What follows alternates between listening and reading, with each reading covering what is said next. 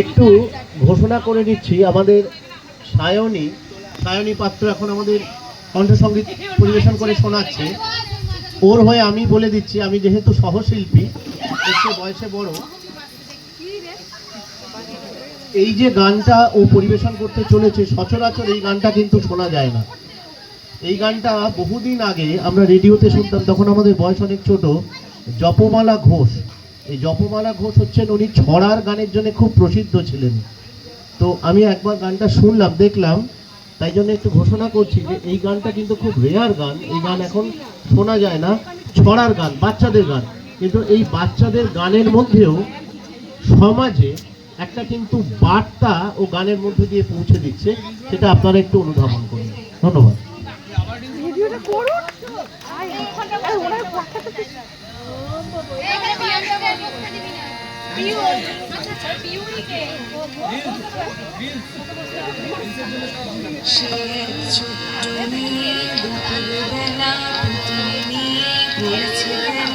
আজকে যে তার মেয়ের বিয়ে লগন এসেছে, ঘুমটা মাথায় ঘুম বেঁধে গিন্নি সেজেছে।